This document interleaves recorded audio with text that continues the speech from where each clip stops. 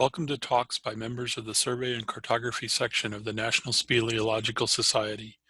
These videos are intended to be how-to videos on cave survey software and other programs used by cavers in the exploration and documentation of the world beneath our feet.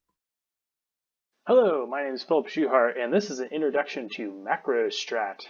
So, what is MacroStrat? So if you go to macrostrat.org, you get to this page, and you can click on Geologic Map. And MacroStrat is a world view of geology. It works really good in the US, also in Europe, and other places that have good geologic maps. So say if we zoom in on Virginia, where I am at, you can see there's lots of different geologic layers. If you click on any of these layers, so for example this, it gives you the age and type. This is a shale sandstone. Let's find some limestone here. Here's the Knox Group Cambrian dolomite. Shows you limestone and dolomite.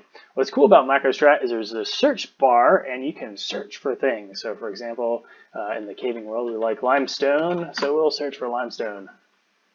And then it'll show you all the limestone. Of course, this doesn't give you all the really good limestone, but it gets you close. So here you can see that this is shale, and this is mostly shale, and you have incidental limestone. This is probably not a good limestone layer, but if you come out I know this is the Middle Ordovician. Whoops, nope, wrong one. This one is the Knox dolomite, limestone dolomites. So you get the idea. But what would be really nice is to get this into QGIS. All right, this is QGIS and a new project. In previous talks, we talked about adding base maps using XYZ tiles. Here you can see I have multiple different sources, like, for example, Google Satellite Hybrid.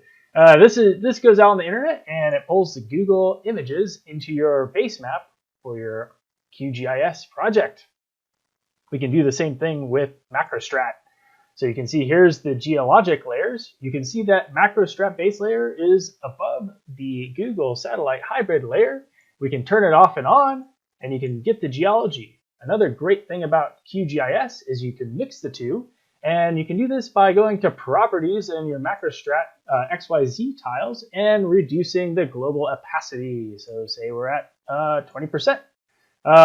You still see the geology, but you also have the satellite view underneath it. The only downside of using MacroStrat in QGIS, you can't query the geologic layers. You can only visualize them. You have to go to macrostrat.org to query the layers. There are API calls that you can use, but I'm not quite sure how to do that.